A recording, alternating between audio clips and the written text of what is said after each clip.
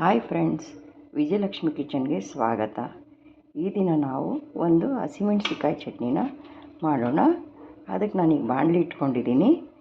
ಈಗ ನಾನು ಹಸಿಮೆಣಸಿಕಾಯಿನ ಹಾಕ್ತಾಯಿದ್ದೀನಿ. ನಾನೊಂದು 150 ಗ್ರಾಮ್ನಷ್ಟು ಹಸಿಮೆಣಸಿಕಾಯಿನ ತೊಗೊಂಡಿದ್ದೀನಿ. ಅದಕ್ಕೆ 1 ಸ್ಪೂನ್ ಎಣ್ಣೆನ ಹಾಕ್ಬಿಟ್ಟು ಸ್ವಲ್ಪ ಮೆತ್ತಗಾಗೋವರೆಗೂ ಹುರ್ಕೊಳ್ಳೋಣ.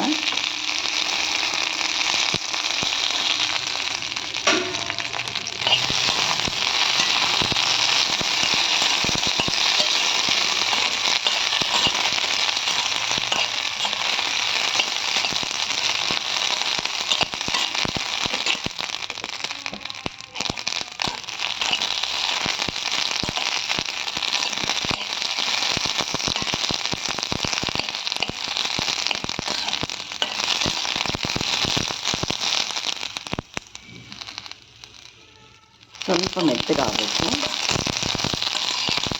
ಸ್ವಲ್ಪ ಕೈ ಆಡಿಸ್ತಾ ಇರಿ.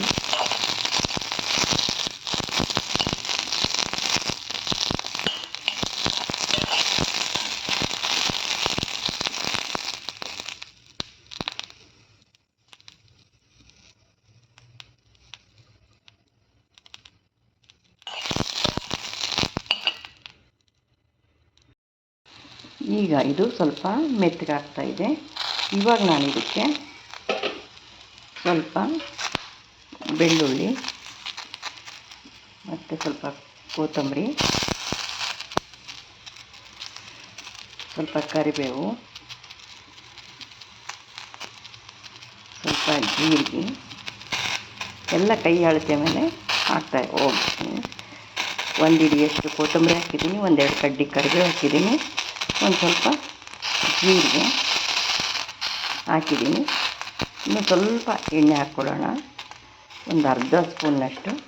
ಮತ್ತು ಇದು ಸ್ವಲ್ಪ ಹುರ್ಕೊಳ್ಳೋಣ ಚೆನ್ನಾಗಿ. ಈಗ ಇದು ಮೆತ್ತಗಾಗಿದೆ.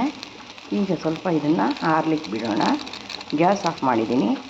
ಸ್ವಲ್ಪ ತಣ್ಣಗಾಗಬೇಕಿದು. ತಣ್ಣಗಾದ ನಂತರ ಇದನ್ನು ಸ್ವಲ್ಪ ತರಿಯಾಗಿ ನಾವು ಮಿಕ್ಸಿ ಮಾಡ್ಕೊಳ್ಳೋಣ.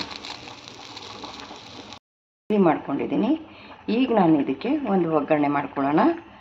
ಒಗ್ಗರಣೆಗೆ 2 ಸ್ಪೂನ್ ಎಣ್ಣೆ,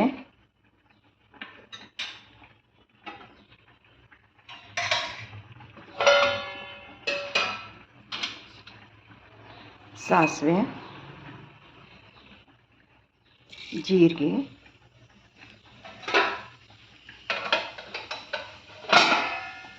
ಮತ್ತು ಇದಕ್ಕೆ ನಾನು ಸ್ವಲ್ಪ ಜಜ್ಜಿದ ಬೆಳ್ಳುಳ್ಳಿ ಹಾಕ್ತಾಯಿದ್ದೀನಿ, ಸ್ವಲ್ಪ ಕರಿಬೇವು. ಇದನ್ನು ಹಾಕ್ಕೊಂಡು ಒಂದು ಸಿಂಪಲ್ಲಾಗಿ ಒಗ್ಗರಣೆ ಹಾಕ್ಕೊಳ್ಳೋಣ.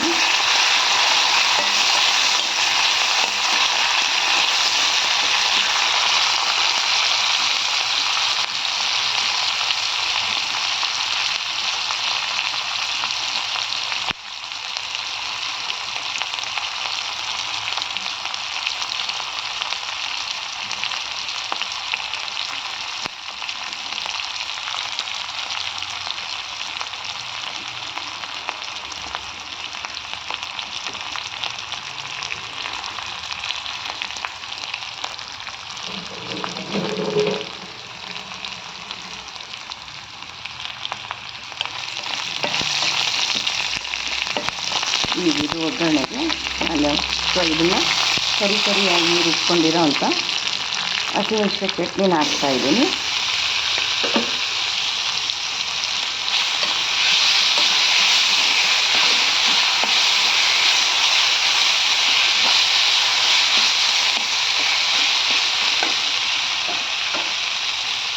ಮಿಕ್ಸಿನಲ್ಲಿ ಹಾಕಿರೋಂಥದ್ದು ಸ್ವಲ್ಪ ನೀರು ಹಾಕ್ತಾಯಿದ್ದೀನಿ.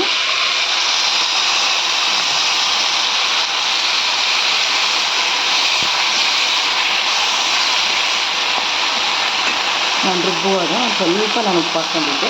ಈಗ ಸ್ವಲ್ಪ ರುಚಿಗೆ ತಕ್ಕಷ್ಟು ಉಪ್ಪು ಹಾಕ್ಕೊಳ್ಳೋಣ. ನೋಡಿ ಹಾಕ್ಕೊಳ್ಳಿ.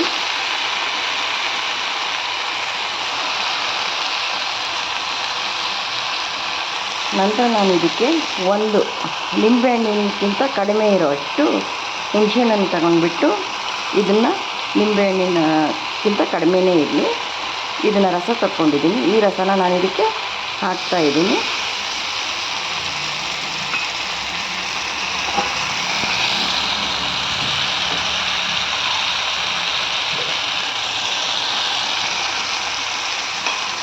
ಸ್ವಲ್ಪ ಇದಕ್ಕೆ ನೀರು ಹಾಕ್ಕೊಳ್ಳೋಣ. ತುಂಬ ಜಾಸ್ತಿನೂ ಬೇಡ ನೀರು, ಸ್ವಲ್ಪ.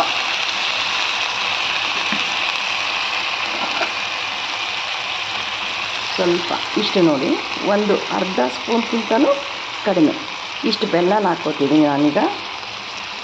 ಬೆಲ್ಲ ಹಾಕ್ಕೊಂಡು ಸ್ವಲ್ಪ ಚೆನ್ನಾಗಿ ಮಿಕ್ಸ್ ಮಾಡ್ಕೊಳ್ಳೋಣ. ಇದು ಚೆನ್ನಾಗಿ ಹುಳಿ ವಾಸನೆ, ಹಸಿ ವಾಸನೆ ಎಲ್ಲ ಹೋಗಬೇಕು. ಹಂಗೆ ಸ್ವಲ್ಪ ಇದು ಚೆನ್ನಾಗಿ ಬೇಯಲಿ. ಸ್ವಲ್ಪ ಒಂದು ಚಿಟಿಕೆ ಬೇಕಿದ್ದರೆ ನಾವು ಅರಿಶಿನ ಕೂಡ ಹಾಕ್ಕೋಬೋದು.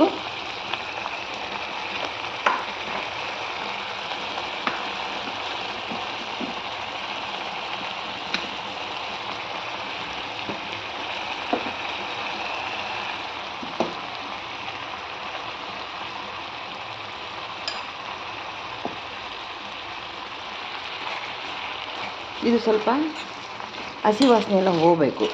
ಹುಣಸೆಹಣ್ಣಿನ ರಸ ಹಾಕಿರ್ತೀವಲ್ಲ, ಅದು ಎಲ್ಲ ಸ್ವಲ್ಪ ಹಸಿ ವಾಸನೆ ಹೋಗಬೇಕು. ಇದಕ್ಕೆ ಬೇಕಿದ್ದರೆ ನಾವು ಸ್ವಲ್ಪ ಗುರಾಳ್ ಪುಡಿ ಅಂದರೆ ಹುಚ್ಚೆಳ್ಳು ಪುಡಿನೂ ಹಾಕ್ಕೋಬೋದು. ನಾನು ಹಾಕ್ತಾಯಿಲ್ಲ, ಆಪ್ಷನ್ ಅದು.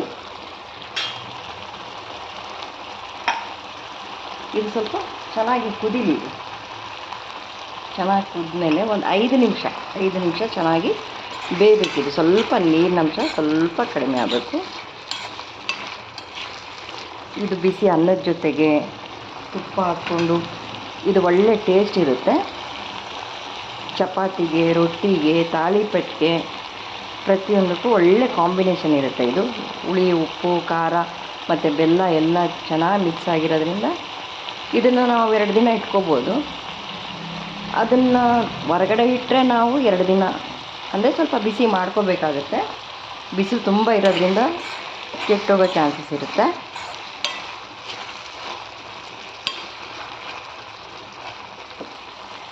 ಇದು ಬೇಗನೂ ಆಗುತ್ತೆ ಮತ್ತು ಅನ್ನ ಮೊಸರಿಗೆ, ಅನ್ನ ತುಪ್ಪಕ್ಕೆ ಒಳ್ಳೆ ಕಾಂಬಿನೇಷನ್ ಇದು.